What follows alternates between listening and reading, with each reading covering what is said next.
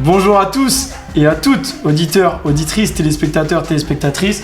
Nous sommes dans ce deuxième épisode de la saison 2, beaucoup de 2, du CBLM.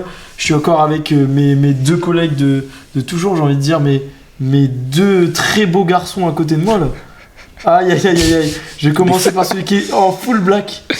En full black, Malo, comment tu vas ? Bah moi ça va très bien. Très bien, très content d'être ici cet après-midi. Très content de parler de foot ? Bah toujours très content de parler de football. Et toi Loïc ? Bah moi toujours très content de parler de foot, tout va très bien. En tout cas, Loïc, je tiens à dire qu'il s'est très bien habillé, s'est mis en vert, comme il fallait. Et voilà. Ouais, je sais pas si c'est... Ouais, ok.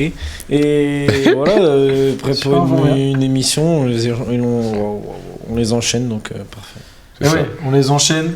Deuxième épisode. Deuxième émission, pardon. Il est stressé, les gars. En une semaine. Et on va parler de quelque chose, je sais, qui passionne pas très fort Loïc, mais on est obligé d'en parler. C'est quand même c'est l'actu. Du récap de l'actu. On va commencer par la trêve internationale, messieurs. Et avec les éliminatoires de la Coupe du Monde. Mais côté Europe, pour l'instant, on reste côté Europe. Je vais vous demander... Ma première question, c'est un peu vos top et flop. Parce qu'on va l'aborder vite, parce que je pense que ça nous a tous les trois pas passionnés grandement. Donc je vais vous demander à tous les trois vos top et flop. Pas besoin de nombre de top, pas besoin de nombre de flop, juste vous évoquer. Top et flop, je sais pas si ça rentre dedans, mais moi je voudrais parler du match Italie-Israël qui était complètement dingo. Ouais. Et du niveau de jeu proposé par l'Italie qui était complètement fou. Surtout en première mi-temps où j'ai vraiment cru voir une équipe de district. Alors c'était vraiment un truc de fou. Genre. Donc flop du coup l'Italie. Bah, plutôt. Mais en même temps ils gagnent le match, donc voilà. Mais ils avaient l'air tellement fébriles mentalement. C'était vraiment bizarre comme match. C'était. Voilà. Après c'était il y a eu 9 buts, donc forcément c'était sympa à regarder. Hein, mais voilà. À la fois top, à la fois flop. Ils mettent 10 buts en 2 matchs, mais bon ils affrontent la Lettonie, je crois, et Israël. Mais ouais bon bah voilà un match bien ouvert. Moi c'est un match qui m'a un peu marqué de cette trêve. Malo. En vrai en flop je pense que je dirais la même chose que Loïc. Hein. Moi c'est vraiment ce match là dans la zone Europe qui m'a pas mal ouais non en vrai si je devais être un peu original on va dire, je pense que je parlerais plus de la Suède qui a pris un point sur 6 en 2 matchs. Avec un Isaac qui n'a joué que 20 minutes, un Gyökeres qui est comme je le prédisais a été catastrophique et puis même derrière ça suit pas vraiment alors qu'ils ont quand même des bons joueurs la Suède. Ayari au milieu de terrain. Non, Gudmundsson il est islandais, ouais. Mais après ils ont d'autres petits bons joueurs comme ça, voilà, du championnat, qui quand on les voit en club avec des champions dans leurs clubs respectifs, ça pose souvent des problèmes au club français. Mais là, rien du tout quoi. Donc un peu déçu, même énormément déçu de cette équipe. Ouais, et Anthony Elanga aussi par exemple. Ouais non, il y a une belle équipe. Oui, ils ont une belle équipe. Ouais, c'était pas. Moi, je n'ai pas trouvé ça fou. Si je devais trouver un flop dans la zone Europe, surtout qu'ils affrontaient pas des cadors du football. Ouais, bah non, ils jouaient contre le Kosovo et contre je ne sais plus qui. Ils ont perdu 2-0 contre le Kosovo. Je sais plus. Je pourrais pas vous aider. Là, mais attends, je suis en train de ça devait être un truc comme la Lettonie. Non, mais ça a quand même des joueurs comme Lindelof. Ouais. Oui, voilà, c'est des joueurs expérimentés. T'as Eriksson, t'as Forsberg, je crois qu'il joue plus. Mais même au milieu de terrain, t'as des Larsson, Kulusevski. Dans tous les cas, t'as du matériel. T'as quand même de la matière pour. T'as le matériel nécessaire pour battre. T'as que des joueurs qui jouent en première division quasiment. Pour battre le Kosovo, quoi. Donc, tout le monde a le matériel pour battre le Kosovo. Et t'as un top, Malo ? En top. Moi j'avais pensé à une équipe, vous en avez pas parlé du tout pour l'instant. Vas-y. L'Espagne ? La Belgique, qui a gagné 2 fois 6-0. Contre le Liechtenstein et le Kazakhstan. Ah bah voilà. Mais c'est quand même fort, 2 fois 6-0. Vous trouvez pas ? Non, mais la le Belgique, mot est faible. Non, mais la Belgique, c'est l'équipe qui cartonne tout le temps en qualification de Coupe du Monde ou d'Euro. Ah, mais c'est quand même à remarquer, on en parlait de la Belgique que ça allait Bah bien, ouais, si tu veux, oui, si tu veux. J'en parlais après, mieux pour eux, là. Honnêtement, je pense pas que la Belgique, surtout la Belgique avec Rudy Garcia, va faire quelque chose à la Coupe du Monde, mais ouais, pourquoi pas. Toi, t'avais pensé à un autre top, Malo ? En top. En termes de. Bah oui, il y a l'Espagne. forcément. L'Espagne, c'est la meilleure équipe du monde. L'Espagne qui en met 6. Le jeu qu'ils ont mis face à la Turquie, c'est quand même qui en met 6 face à la Turquie. Moi, honnêtement, je voyais quand même l'Espagne s'imposer, mais pas avec cet écart-là, quoi. Un joueur à retenir du match, ça serait Mikel Merino, par exemple, en top. Non, bah après, oui, parce qu'il a marqué 3 buts, donc t'es obligé. Moi, je trouve qu'il y a un mec qui est toujours impressionnant avec la sélection, c'est Oyarzabal. Oyarzabal, t'as toujours le meilleur joueur. Qui a 3 passes D, je crois. Le meilleur joueur du monde, Lamine Yamal. Pedri toujours exceptionnel. Très fort, qui met le premier but. Voilà. De toute façon, l'Espagne, c'est la meilleure équipe du monde, actuellement. Depuis l'Euro, déjà. Ouais. Et là, ils le prouvent. Et la Turquie, ils sont peut-être passés un petit peu à côté de leur match aussi, mais clairement, ouais. La Turquie, c'est quand même pas un effectif. Non, c'est pas mettre 6-0 contre Kosovo, c'est pas la même chose que les mettre contre la Turquie. Donc, franchement. Ah oui, clairement, ouais, parce que t'as quand même du Yildiz, du Güler, du Burak Yilmaz. Expérimenté. Non, mais là, c'est un mec de Galatasaray. Et t'as que des joueurs qui jouent souvent des coupes européennes. Il est plus, on fait. Bientôt, il va nous sortir des joueurs à l'ancien. Mais voilà, tant mieux pour l'Espagne, c'est vraiment la meilleure équipe du monde, c'est l'équipe qui propose le plus beau football, donc top. Et petit mot de l'équipe de France, non? Vous avez pas envie d'en parler du tout? Un petit mot de l'équipe de France? On peut en parler. Je sens pas inspiré par l'équipe de France. Mais qui peut être inspiré, qui peut être hypé par l'équipe de France de Didier Deschamps. C'est vrai qu'on a vu une équipe. En fait, ça va être de la répétition. Attendez les gars, je reviens quand même sur les scores de l'équipe de France qui a gagné 2-0 face à l'Ukraine. Et qui a gagné 2-1 face à l'Islande, même si c'était compliqué, il y a eu un but qui a été refusé limite. Du coup, vous en avez pensé quoi de cette campagne? L'équipe de France, j'en ai pensé que je suis très heureux que Michael Olise soit aussi fort avec l'équipe de France, malgré sa boulette contre l'Islande. C'est anecdotique. C'est anecdotique. On a un mec qui peut jouer numéro 10 et qui a une capacité de faire des bonnes passes vers l'avant. Manu Koné qui est quand même assez impressionnant. Bon. Mais sinon, j'en avais parlé l'année dernière, Manu Koné. Sinon, on a énormément parlé des problèmes de l'équipe de France dans cette émission, donc je suis pas sûr qu'on ait besoin de tous les relever une fois de plus. Moi, je suis content. Mais par contre, j'ai bien aimé Ralston aussi avec l'Islande, c'est vraiment un très bon joueur, je trouve. Et puis pour la France. Voilà quoi, c'est tout le temps les mêmes choses à redire, on va pas les redire. Donc Manu Koné et Michael Olise qui ressortent de ce rassemblement. Mbappé et Tchouaméni, moi ce que j'allais dire, je trouve que les deux, moi j'avais parlé de les deux ils confirment leur très bon début de saison du côté du Real Madrid. Et voilà quoi, c'est à noter. Si t'as un Tchouaméni qui commence à avoir un bon niveau, je pense que pour l'équipe de France, au vu des échéances qui arrivent à la fin de la saison, je pense que c'est assez important pour Didier Deschamps quoi. C'est dommage qu'il se prenne ce carton rouge quand même au voilà, c'est un peu comme Michael Olise, on oublie et voilà. Oui, mais il te sort quand même des belles passes sur le but de Barcola. Non, puis moi je le revois un peu sa version de 2022, tu vois, la Coupe du Monde un peu offensive, mais métronome. Ouais, parce que en fait, ce qu'on reprochait à Tchouaméni depuis qu'il est arrivé à Madrid, c'est qu'il était Yahoo nature en fait, il t'enterrait un vers l'avant, voilà, comme tu dis, que des passes vers l'arrière ou des passes latérales, mais quelque chose qui n'apportait jamais de danger quoi. Et en fait, il se contentait du strict minimum. Sauf que voilà, un mec de son niveau, on attend de lui que voilà, il te trouve des passes que lui seul a vues. Et là, ce qu'il a fait pendant cette trêve, j'ai vu des passes sur le match, lors du match face à l'Ukraine, ou même là, le dernier match face à l'Islande, le but de Barcola, du coup, c'est lui qui est à l'origine. C'est assez puissant, donc bravo à lui.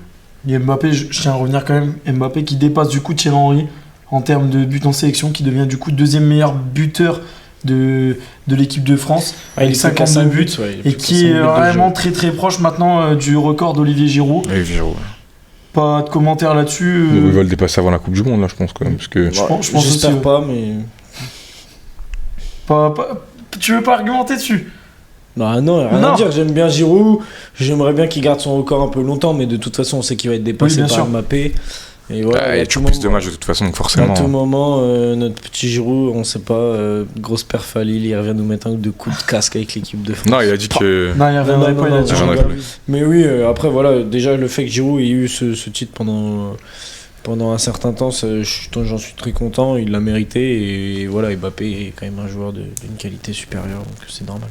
Et merci messieurs, sur ce petit commentaire EDF. Je vais laisser un peu la parole à Malo pour son coup de cœur Petite chronique, même si c'est pas vraiment une chronique, on va passer sur un autre continent complètement. Toujours sur les éliminatoires Coupe du Monde. Mais là, c'est du côté du continent africain. Qu'est-ce que ça a donné en Afrique Ouais, en Afrique. Je sais que ça t'a un peu déçu. Tu vas nous expliquer pourquoi. En Afrique, les éliminatoires pour la Coupe du Monde, ils ont commencé il y a déjà 2 ans. Donc voilà, c'est quand même pas mal de temps qu'on est dessus sur le continent. Et du coup, en équipe francophone, t'as le Maroc qui a validé sa qualification. T'as la Tunisie aussi à la 93e et 40 secondes, alors qu'il restait genre 20 secondes dans le temps additionnel. Donc en fait, c'est ça, la Tunisie qui se qualifie, je crois, pour leur 3e Coupe du Monde d'affilée. Et 8e Coupe du Monde. Et 6e, je crois, en genre 20-25 ans. Donc c'est assez. Ouais, la Tunisie, que je parlais avec un pote à moi, c'est une équipe qui est assez fidèle, qui se qualifie et qui est toujours là en fait. Même si ils ont une CAN en 2004, même s'ils ont une CAN en 2004, donc c'est pas un palmarès très étoffé, mais ils sont toujours là, quoi. Ils sont toujours dans le coup. Toujours à se méfier. T'as aussi eu le gros match, avec beaucoup de rebondissements dans le stade des Martyrs au Congo-Sénégal, où t'avais le Congo qui menait 2-0 assez rapidement avec un beau but de Bakambu d'ailleurs. Et un beau but de Wissa. Ouais, voilà, c'est un peu moins beau, mais au moins il a marqué, quoi. Il a montré que il méritait son transfert à Newcastle. Et au final, t'as le Sénégal qui revient à la fin et qui gagne 3-2. Et du coup, il y a la dynamique de ce groupe qui s'inverse. Le Sénégal qui passe devant et le Congo qui va sûrement terminer 2e et du coup qui ira donc dans ce barrage. Pour le moment, dans ce barrage-là, tu as des équipes comme le Gabon, Madagascar, le Congo ou le Burkina Faso. Donc en fait, ce sera une sorte de mini-tournoi qui aura lieu au mois de novembre. Et le vainqueur de ce mini-tournoi-là affrontera, je crois, le vainqueur de ce même tournoi-là c'est compliqué, en Asie du Sud. Ouais, je crois que j'ai vu donc aussi. Donc Nouvelle-Zélande, ce genre de pays. Donc en fait, le pays africain, normalement, devrait se qualifier. Même si ça met un coup à la tête quand même du... Sinon, comme surprise aussi, je crois qu'on a le Cameroun qui a perdu 1-0 contre... qui a perdu 1-0 contre le Cap-Vert. Ouais, et du coup, le Cap-Vert qui a 2 doigts d'une première qualification historique en Coupe du Monde, donc ça c'est assez fort. Et sinon, l'officialisation, et je suis très triste de l'annoncer, mais le Nigeria ne disputera pas la Coupe du Monde des États-Unis. Malheureusement. Voilà, même pas une 2e place, ils réussiront pas à gratter une petite 2e place, même pas ça, quoi. 11 points. Gravissime. C'est un constat affligeant quand même. 11 points en 6 matchs, je crois, ouais. Ah oui, c'est plus qu'affligeant. Ouais. Dans un groupe. Dernière finaliste de la CAN quand même. Oui, même si moi je m'accorde quand même à dire que dans les petites nations que le Nigeria a tirées, c'est les meilleurs des petites nations, mais le Nigeria quand même devrait faire beaucoup mieux. Oui. Après, on peut passer les histoires parce qu'il y a beaucoup de soucis au niveau de l'arbitrage, les terrains aussi ce week-end, le terrain. On a l'autre joueur, il y a la star de Première Ligue Olaïna qui s'est blessé 4 mois du coup à cause du terrain scandaleux. L'Afrique du Sud c'est quand même un pays assez riche avec beaucoup de beaux stades. Ils nous ont fait jouer dans un terrain scandaleux. Et en toute impunité. Non, mais le Nigeria, c'est le Nigeria qui a le ballon, c'est le Nigeria qui joue avec jeu des putations.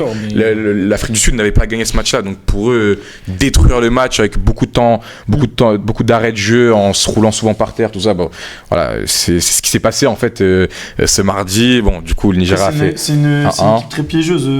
Non, l'Afrique du Sud, déjà sur le papier, c'est piégeux. C'est une belle équipe, et je pense que s'ils nous avaient donné un vrai terrain, honnêtement, je pense qu'ils auraient pu quand même nous accrocher, parce que c'est une équipe qui joue très bien au football. Mais le problème c'est que du coup ils nous ont donné un terrain assez catastrophique et du coup t'as un joueur Olaïna qui s'est blessé 4 mois qui va revenir à mi-décembre. C'est un coup dur pour Nottingham forcément, et même pour la Première Ligue, quoi, parce que c'est un très bon joueur et voilà, je pourrais disserter encore longtemps sur le Nigeria, mais je pense qu'on va s'arrêter là, hein. Merci Malo, ça me fait un peu de mal, mais bon. Pour cette petite chronique, c'était très intéressant. Je pense qu'on en a appris un peu plus sur déjà les équipes qualifiées et un peu les surprises aussi. Je pense au Cap-Vert. Je vais te parler rapidement de l'Algérie. Non, mais c'est vrai, je suis content pour le Cap-Vert. Ouais, l'Algérie aussi, juste vite fait. Hein, parce qu'il faut être complet. Oui, c'est vrai que c'est une grande nation. L'Algérie qui a encore un match face à la Somalie pour se qualifier, donc en théorie ça devrait le faire. Qui a fait match nul son dernier match. Qui n'était pas très content d'ailleurs, les supporters algériens de la composition déjà de l'équipe. Et même du match qui était catastrophique. Donc, voilà. Avec la défense plutôt vieillissante. Ouais. Merci Malo. On va fermer cette petite page éliminatoire Coupe du Monde pour passer vers une autre échelle. On va passer à notre magnifique championnat, les gars. La Ligue 1. La Ligue 1 qui reprend ce week-end, qui refait surface avec cette deuxième journée, cette première affiche. Est-ce que j'appelle ça une affiche, Loïc ? Je peux appeler ça une affiche pour toi. Ouais, on va se faire afficher surtout, je pense. Marseille-Lorient, donc il va se dérouler vendredi à 20h45. Ce soir. Donc ce soir, si la vidéo est postée ce soir, elle sera postée ce soir. Elle sera postée ce soir. Du coup, ce soir, suivez bien, Olympique de Marseille-Lorient. Moi j'avais une question d'abord, les gars. Pas demander d'abord vos pronos, mais plutôt... Est-ce que les recrues sont sur la feuille du match? Donc je pense à Pakshaw qui a été blessé, Vermeeren, Pavard, Medina, O'Reilly. Tout ce pronostic qui va être sur la feuille de match, qui ne sera pas. Tout ce que tu as cité déjà, c'est sur la feuille de match. Enfin, c'est dans le groupe. Titulaire, je parle. Non. Titulaire, mais ça en vrai, de faire des pronostics personnellement sur les compositions, moi ça me. Enfin. Mais qui tu vois déjà sûr et certain qui affrontera Lorient je crois que Vermeeren va jouer, hein, de ce que j'ai vu. Pavard, non?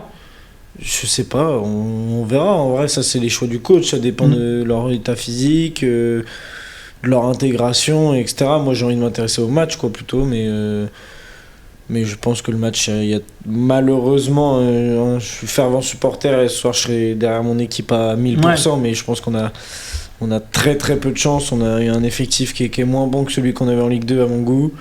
Des choix du coach qui sont extrêmement bizarres. Là, j'ai vu qu'il voulait faire jouer Mvuka en piston droit. Enfin, c'est assez épuisant là, de supporter Lorient en ce début de saison. On se déplace au Vélodrome face à une équipe qui a envie de bien préparer, je pense, sa semaine très importante qui arrive. Les recrues vont avoir envie de se montrer. Le Vélodrome va être bouillant. Franchement, j'espère de tout mon cœur que Lorient va faire un résultat, mais j'ai beaucoup de mal à y croire. Après, voilà.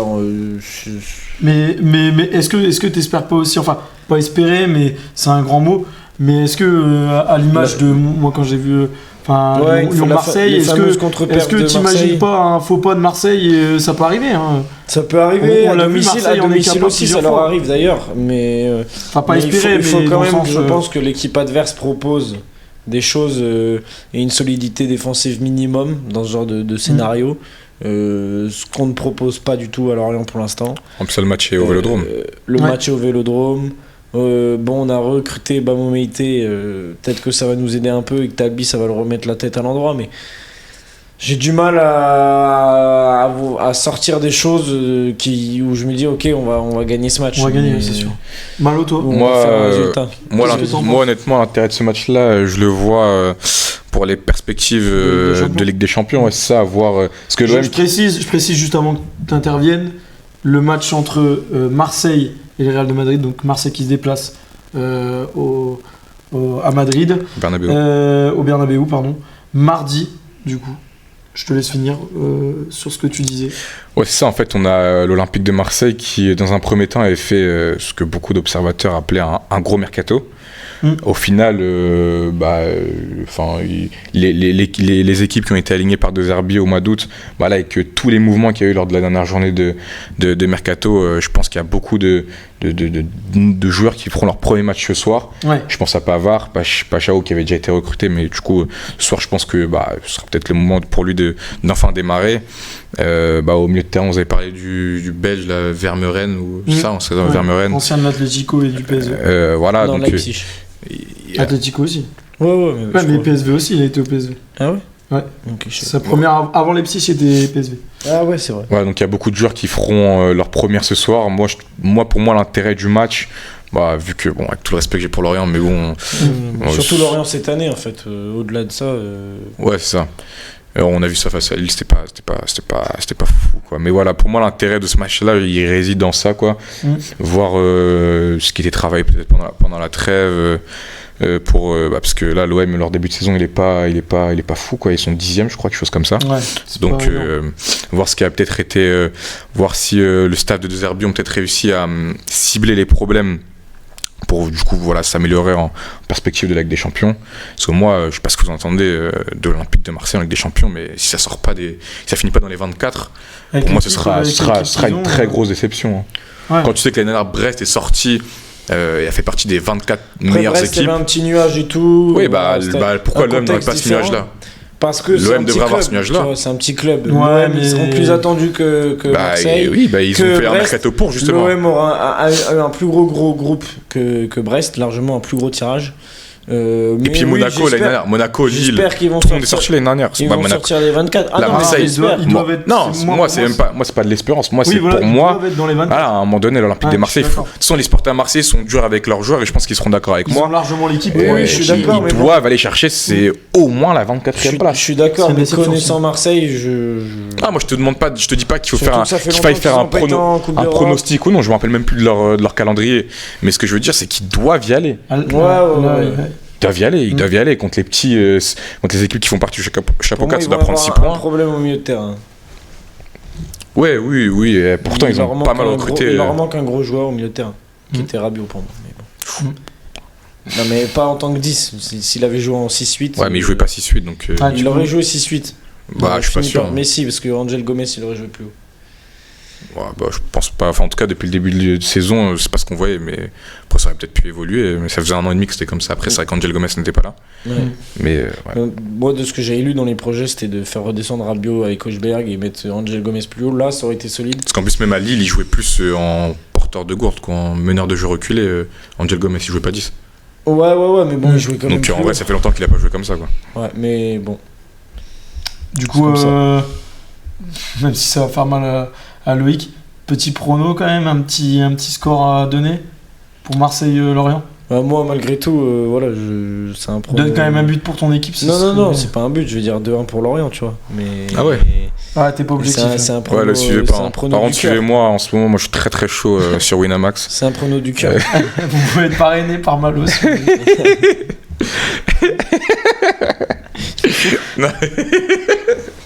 Non, ouais, du coup, mais moi je vois l'OM par 3 buts d'écart. Donc 4-1. Je suis désolé. Parce que non, DM sur Instagram pour avoir mon code de Moi je veux 3-0 aussi pour Marseille, les gars. On se concentre là, prochaine rencontre. Je regarde. Prochaine rencontre là, ça concerne nous deux, un peu petite bagarre. Pour moi, c'est un peu ce que j'ai remarqué, enfin le deuxième choc de la journée, parce qu'il n'y a pas des grosses rencontres. C'est le PSG qui affrontera Lens au Parc des Princes. On rappelle aussi, je précise quand même, le PSG qui affrontera mercredi aussi l'Atalanta en Ligue des Champions. Là-bas ou chez eux ? Chez eux. Ah ouais, bon. Au PSG. Enfin non, au PSG, pardon, au Parc des Princes, pardon. Ouais, chez eux. À la maison. Du coup, je sais que vous regardez pas trop Lens, donc c'est plutôt une question adressée à moi et en même temps à vous. Est-ce que vous pensez qu'il y aura du coup déjà d'un côté une attaque remaniée pour Lens, voire peut-être les débuts de Sima et Edouard en attaque avec Thauvin? Ah oui. Oui, j'espère pour Lens parce que peut-être pas. Peut-être qu'Edouard, moi j'avais entendu que Edouard c'était pas sûr qu'il commence titulaire. S'il est en forme physique, pourquoi il joue pas? Il est pas totalement fort. Je sais pas, j'espère pour eux, parce que moi, au vu de la prestation de vos attaquants contre Brest, même si vous avez gagné. Ouais, le jeune Ryan Fofana, c'était compliqué. Hein. Ouais, c'est compliqué. C'était compliqué dans la. Il faut lui faire confiance au petit. Ouais, non, il a dû. En fait, c'était compliqué techniquement dans la réalisation. Ouais. Voilà, que ce soit quand on parle de passe ou même en termes de finition, il a raté 2 belles occasions. Ah, c'est clair. Mais c'est quand même lui qui va chercher le carton rouge. Carton rouge qui est le basculement de ce match face à Brest. Oui. Donc, c'est lui qui a les meilleures actions, même s'il les rate. Et c'est lui qui a les meilleures actions aussi. Donc, faut savoir se les procurer. Oui, il faut savoir se les procurer.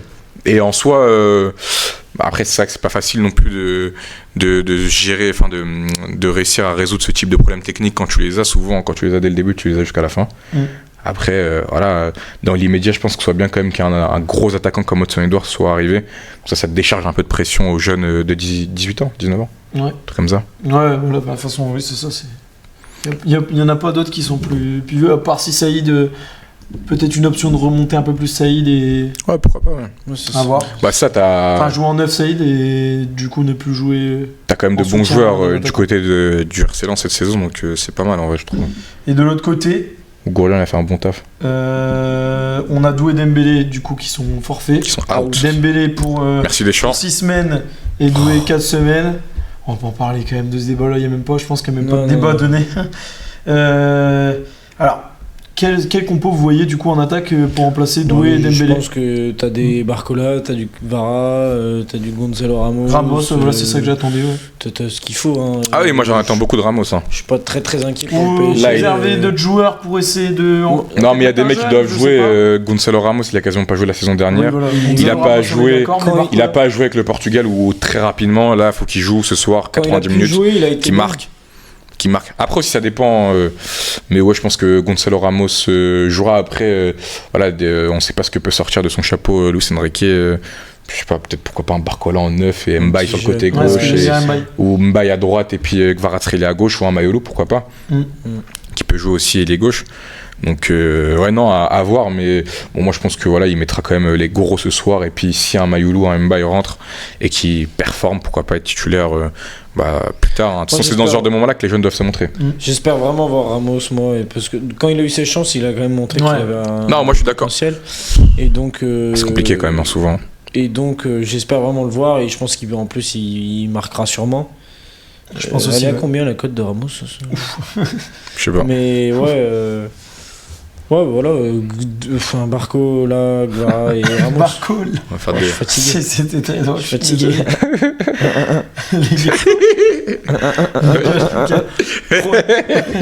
Prono pour ce match. Score chacun. Loïc, tu commences? Tu passes directement au prono hein. Tu veux faire des pronos pour PSG Lens, pardon. Moi je vais terminer PSG. Ah tu voulais terminer, pardon, je t'ai coupé. Moi je voulais dire que là du coup pendant la période de convalescence d'Ousmane Dembélé et Désiré Doué, j'en attends énormément de Gonzalo Ramos en attaque.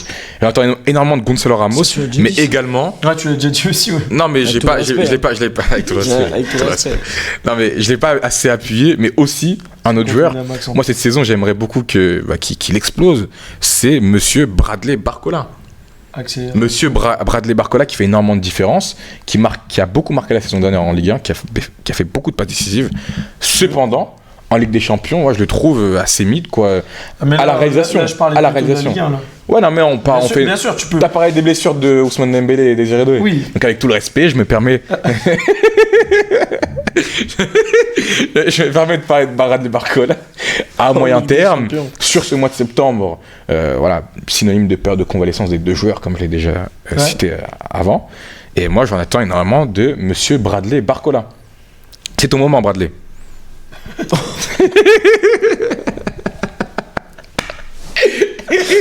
Oh c'est ton moment Bradley, elle va rester ça. Bradley. Elle va rester accélération. Bon, je te sais, Vinny. Un petit freestyle en vrai. Non. Vas-y, Baptiste, s'il te plaît. Allez, prono. S'il te plaît, vas-y, Baptiste. Baptiste, s'il te plaît, fais-le. Offre-le nous. Bon, allez, on se remet dedans. Allez, prono, les gars. Non, j'ai déjà dit, moi, 3-0 pour le PSG. Malo. Encore une fois, les gars, suivez-moi pour ce soir. C'est pas ce soir. Ouais, pas ce soir, excusez-moi. Dimanche. Ouais, mais l'émission, c'est très bien qu'elle sortira pas aujourd'hui. Si. Voilà, donc bref, suivez-moi pour dimanche, du coup, ou samedi, j'en sais rien. Le Paris Saint-Germain va gagner, et dans le match, il y aura plus 1,5 de but. Bon, il se mouille pas. Comme la dernière fois, 1,12. Non, mais j'ai un statut à tenir, les gars. Winamax. Winamaxeur, là, c'est. J'ai un statut à tenir. Non, on sait pas de marque. C'est pas de marque, ça se trouve Betclic aussi peuvent nous parler. Oui, c'est vrai. Il y a Unibet, voilà, Winamax. Voilà. C'est quoi ton code parrainage? Betson, plein, il y en a plein. Non, allez, continue là. Allez, continue. Moi c'est bon, j'ai terminé. Ah ok, donc je jouis pas en fait. Ouais, si, le PSG 2-0. Ok. Et moi je dis 1-1. Laissez-moi tranquille. Enfin un clean sheet de Monsieur Chevalier. Dernier concurrent à l'Europe, Monaco, qui recevra Auxerre. Victoire facile pour. Sûr là. Victoire facile pour Monaco. Non mais si je voulais l'aborder, sachant que Monaco c'est déjà ça. Je réponds par un mot-clé, oui. On passe à la suite. Oui. Pronostic. Non. Non, mais le score du coup. Je veux un score. Non. Allez, 1-0. Allez, 6-0 pour Monaco. Ah si ça passe hein. Cote à 5,80 sur Betclic. Non, en plus Auxerre c'est une bonne équipe, moi je troll. Ouais. 2-0 pour Monaco. Bon. Moi 2-1 pour Auxerre. Suivez-moi les gars, en ce moment j'ai la vision. Allez. Bon allez, change de sujet. Dernier, tout dernier match que je voulais parler. Oh non, encore la Ligue. C'était Réunion. Parce que c'est... Non, mais arrêtez, c'est l'affiche du dimanche. C'est l'affiche du dimanche.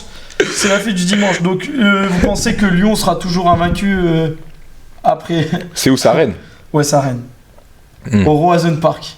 Bah, si Rennes continue sur ses bases depuis le début de la saison à prendre 4 cartons rouges par match, cette équipe de catcheurs, normalement ça devrait faire pour l'Olympique Lyonnais, quoi. Non, mais mes collègues sont pas très sérieux là ce soir. Non, je me reconcentre. Rennes-Lyon, bah, c'est intéressant dans le sens où Rennes, la seule fois ils ont été à domicile.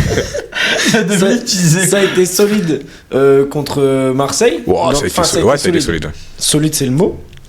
Avec tout le respect, bien sûr. Après, depuis, on les a pas vraiment vus. On n'a pas vraiment pu les tester ni les jauger. Parce que Lorient, ils prennent 2 rouges en 10 minutes. Ils prennent 40 000 cartons rouges. Bon, voilà, il y a un moment, il va falloir être cohérent. Mais Lyon, on les a pas vus non plus, en vrai, dans un vrai match encore. Contre Marseille, on les a vus, mais c'était un Marseille complètement ignoble. Et on sachant qu'ils ont pris carton aussi. Et on les a pas encore vraiment vus sans Mikotadze. Donc, en fait, c'est 2 équipes qu'on va peut-être pouvoir plus juger, jauger. Je pense que c'est un match très intéressant. On n'a pas encore vu Lyon à l'extérieur non plus. Depuis le départ de Georges. Et donc c'est un match, je pense, qui va être intéressant à regarder. Aussi savoir comment peut jouer le Stade Rennais, parce qu'ils nous ont laissé entrevoir des belles choses à 11, s'ils arrivent à rester à 11. Et pour toi, non, j'allais dire, est-ce que tu vois un problème d'inefficacité du coup de Lyon ou pas, ou ça va aller, parce que c'est Satriano en attaque, hein, c'est pas Mikotadze, il y a quand même une différence. Non, on verra bien. Je sais pas si Satriano jouera déjà. Malo, notre pro des pronos. Contre Marseille, ils ont pas fait jouer. Parce que notre pro des pronos, il est pas attentionné. Contre Marseille, ils ont fait jouer à moitié Tolisso, à moitié en 9, donc voilà. Pas ça, attentionné. C'est pas ça, attentionné, pardon, il est pas attentif. Attentif, pardon. Non, moi, ce que je veux dire sur le match au Rennes-Lyon, moi, je pense que ce sera un beau match quand même à suivre. Ouais.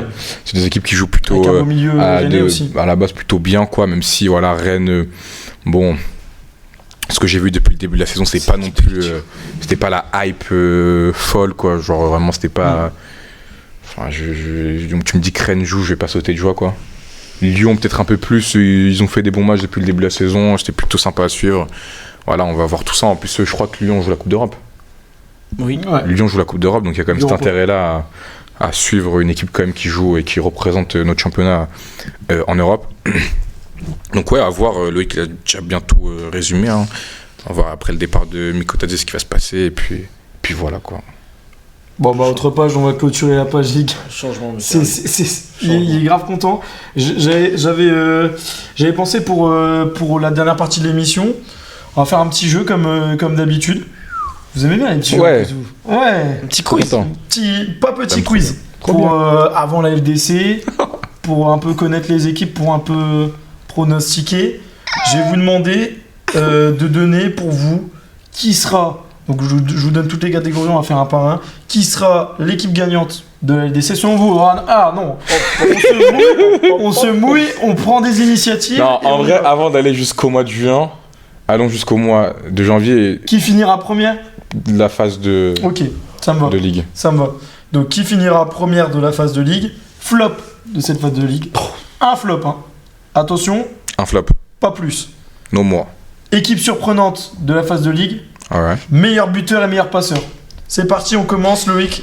Alors, moi je commence par la première équipe, après on tourne à chaque nouveau truc. Première équipe, le Barça, sans hésitation. Leur calendrier est un calendrier de Ligue Europa Conférence. C'est une équipe solide, le Barça. Je suis d'accord. Donc c'est ça, c'est à moi là. C'est à toi. Comme ça. Liverpool. Mais attends, mais il y a 2 semaines, tu les voyais pas flop Liverpool, toi? Non. Lors de la première émission. Ah, je sais pas. Ok, vas-y. Non, j'ai pas dit Liverpool le flop. Ok. Flop de cette phase de Ligue, Loïc. Je suis en train de regarder les équipes qu'il y a. Enfin, les équipes auxquelles je peux penser qu'elles peuvent flop. Moi, je vois Arsenal flop. Hein. Marseille, moi. Non. Ah, mais c'est pas un flop. Si, donc c'est-à-dire que tu les vois pas. Des 24, donc tu les vois ne pas terminer dans les 24. Ah, moi je les vois ne pas terminer dans les 24. Okay. Et c'est passé avec Rabiot et tout. Moi, t'as été deux Zerbi. Moi, attends. J'allais dire, attendez, venez, on reprend l'ordre normal. J'allais dire Atlético, mais j'ai pas envie de le dire. Je vois Atlético, hein, c'est le flop facile. Ouais, c'est le flop facile. Je vais dire Atlético. Je vais pas leur attirer ça. Peut-être Dortmund. Malo Atlético. Atlético, ouais. Et moi Marseille. Et Arsenal, je précise. Bémol. Je les vois quand même terminer dans les 24, mais pas dans les 8. Donc c'est un flop. Mimol. Ouais, j'assume. Équipe surprenante de cette phase de Ligue. Équipe surprise, je vais te dire. Équipe surprise. Comme notre petit Brest l'année dernière. Ça. Loïc. Ah si, équipe surprise. Ah moi j'ai mon équipe surprise les gars. Ah bah vas-y. Il va dire n'importe quoi. Non, ça commence par un G les gars. L'Union Saint-Gilloise. Pas de voler. Victor James aussi, même s'il est blessé là à cause de nos amis à cause des Rwandais quoi, qui ont blessé Victor James Osimhen. Malheureusement, donc il va être indisponible pour le premier match de Ligue des Champions. Victor James Osimhen, c'est fort de le préciser. C'est très fort de le préciser. L'enfant de Lagos, de l'Ossoson, donc ouais, non. Oh, excusez-moi. Ouais, non, mais en fait, j'essaie de combler le vide parce que mes collègues. Moi, et je vais le dire. Moi, j'ai déjà dit. Avec tout le respect pour nos auditeurs. On regarde pas son téléphone pendant une émission, sauf urgence comme moi. Moi, c'est une question d'urgence, c'est une question de travail. Ah, ben justement. Tu travailles pendant l'émission. Tu travailles pendant l'émission. Je suis overbooké, les mecs. Ça, avec tout le respect pour nos auditeurs, c'est un manque de respect. Moi, je ne touche pas mon téléphone. Je vais rajouter une phrase. Tu es dans l'abus. Bah alors ça, personne l'aura. Du coup, Atlético Bilbao, moi, je dis mais je suis pas convaincu de ce que je dis. Malo, t'as dit ton équipe surprise. Mon équipe surprise, ce sera Galatasaray. Avec Laporte, avec Nico Williams. Moi, je parle. Galatasaray top 8. Allez hop, c'est bon. J'y vais. Galatasaray top 8. Victor Osimhen 7 buts. Phase de Ligue. Laisse-moi finir. Juventus pour moi. Gabriel Sara 3 passes D. Ils vont même pas faire top 4. Juventus. Top 24. Vas-y, ok. Et c'était quoi l'autre truc? Meilleur buteur? Meilleur passeur, Yamal. Non, meilleur buteur. Loïc, à toi de commencer. Yamal. Arrête, meilleur buteur, Kylian Mbappé. Vas-y. On peut redire ou pas? En vrai, je pense que Mbappé finira meilleur buteur. Bah oui, tu peux redire. Donc Mbappé. Puis tout à l'heure, tu t'inspires de ce que je dis. Surprise. Et vous allez m'insulter. Hugo Ekitike. Oh, c'est cohérent quand même. C'est cohérent. Non, c'est cohérent, mais. Mais déjà, faudrait qu'il soit titulaire. Cote à 7, je l'ai vu. C'est faux. Meilleur passeur. T'es sponsorisé par les bookmakers, toi tu fais que de rappeler les codes depuis tout à l'heure, t'es relou. On ne passe pas un sou, moi je te rappelle. Meilleur passeur, Dani Olmo. El mejor jugador del mundo, Lamine Yamal. Moi j'hésite. Attends. Je l'ai. Neves. Joao Neves. Ok. Ah mais au moins à ma droite, ça prend des risques.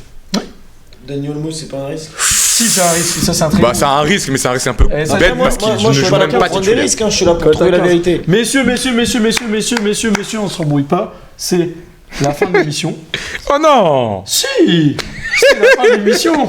C'est la fin de l'émission. Je suis terrifiant, les gars. Prochaine émission. Les gars, ça sera quoi prochaine émission? Bah, spécial récap de cette première journée de LDC. Est-ce qu'on fait une émission avant ou après On verra. Laissez nos auditeurs profiter déjà de celle-là et on leur donnera. J'avoue, il faut leur laisser digérer parce que. Merci. Il y a beaucoup à manger quoi. Compères. Je vais commencer d'abord. Merci à mes deux compères, Malo et Loïc, on s'est bien éclaté. J'ai trouvé. C'est très drôle. Très drôle. Très drôle. Je sais pas ce que vous en avez pensé, les auditeurs. Dans les commentaires. Auditeurs et auditrices. Est-ce qu'on est drôle? Ouais, est-ce qu'il faut arrêter toutes ces private jokes surtout? Et qu'est-ce que vous pensez du pull de Baptiste? Non mais. Qu'est-ce que vous en pensez? Arrêtez. Kodak Black. Arrêtez. Non, et qu'est-ce que vous pensez de mon ensemble? Non mais arrêtez. Et la petite veste Lacoste de Loïc. Faites-nous savoir tout ça en commentaire. Loïc, t'as apprécié l'émission? J'ai pris énormément de plaisir. Ouf. Moi aussi j'ai pris énormément de plaisir. J'ai même pris mon pied. Sur cette phrase de Malo, je vais vous dire merci pour ce deuxième épisode. On se retrouve du coup prochaine émission qui sera certainement et même à 100% sûr une émission Ligue des Champions. Sur ce, on vous laisse et j'ai envie de dire Lensois et pas Ligo. Ici c'est Paris.